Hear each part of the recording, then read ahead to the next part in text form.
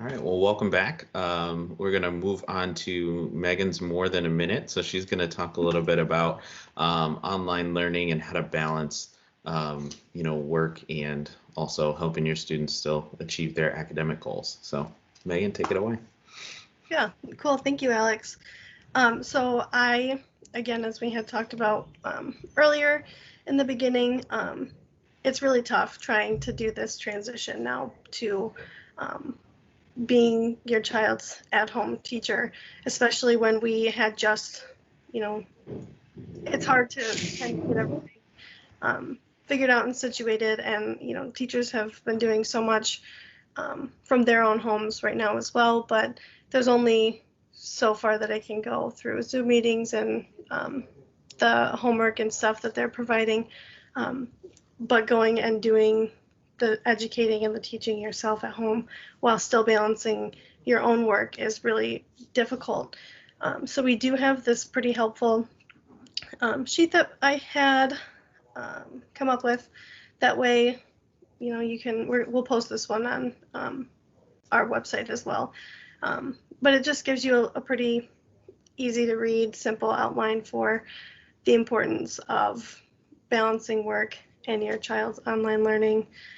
So I just provided a couple of pretty helpful tips for how to kind of balance that. So creating the schedule that we had talked about last week, we'll be publishing a totally blank copy for parents and caregivers to be able to make their own custom schedule, and then an editable version for kids as well. So you can kind of create your own schedules for yourself as well as for your kids and be able to swap those and share with each other.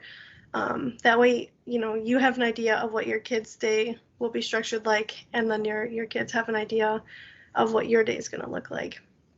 And we do have on here that it's pretty important to make sure that you have, a couple minutes, 30 minutes or so, maybe once or twice a day, to have like office hours for your kids to be able to come and check in with you, ask questions about maybe on homework assignment, even just for you to take a break to be able to, go have a snack or make some lunch or stuff like that.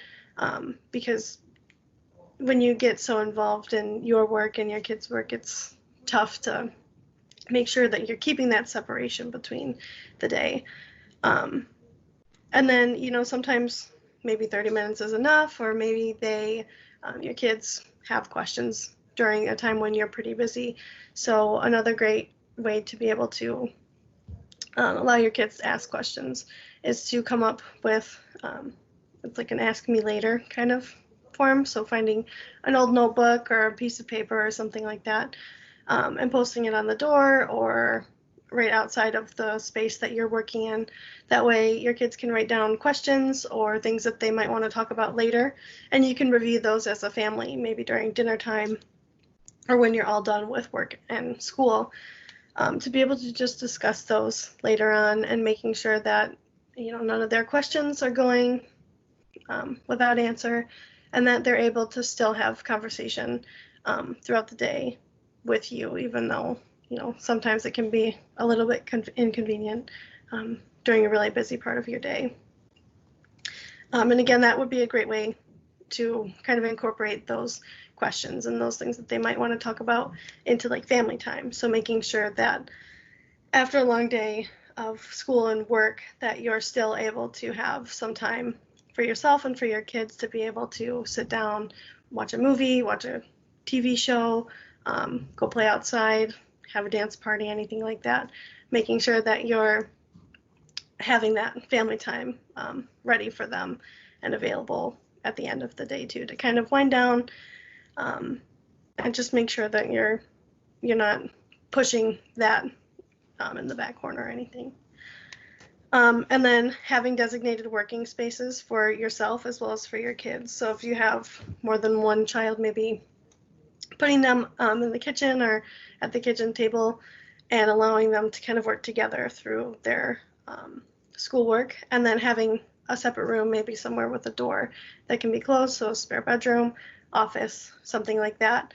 That way you are able to kind of separate a little bit, but you're still able to work together when you need to. And that way you're not being overwhelmed with the work that they're doing and the work that you're doing at the same time too. And then of course, just making sure that you're not wearing yourself too thin. It's really tough to be a stay-at-home parent while everybody's stuck at home right now, and balancing your work and your child's learning too.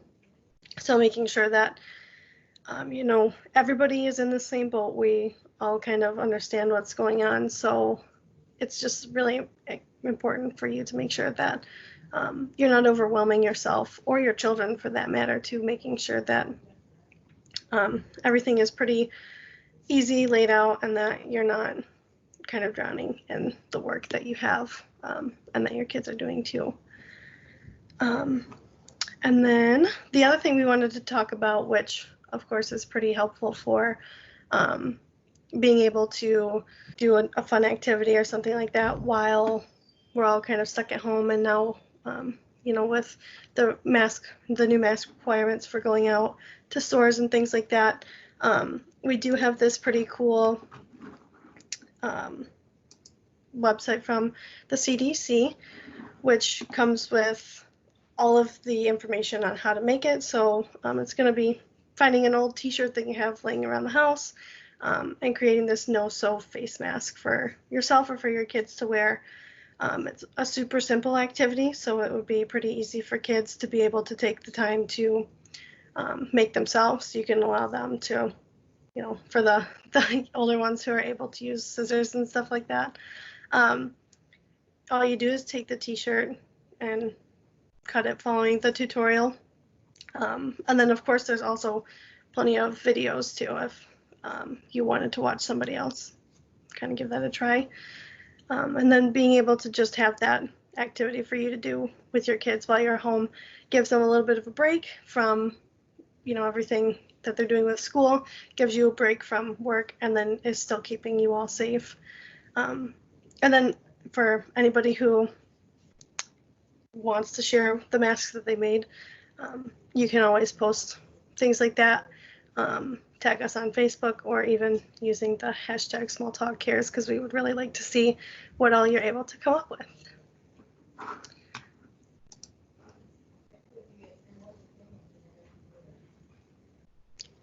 Oh, Alex, I think you're muted. You know what? I knew that was going to happen. That's been happening to me, and I'm sure everybody else has been on video conference this whole time. So we're going to keep that one in, because this is a real show. Real things happen like that.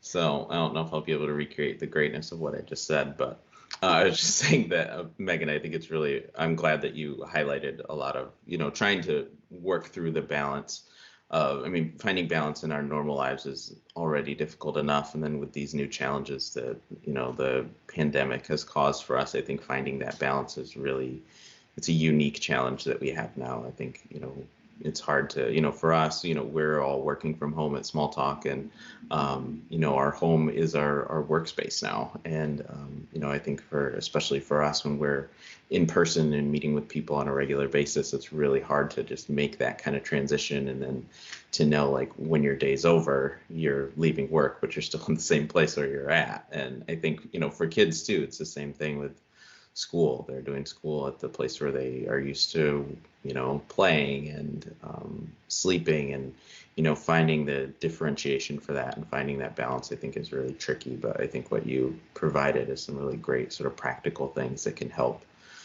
people differentiate the difference between, work and play and work and home, which I think is really important these days. So thanks for sharing that. Well, thank you. Yeah.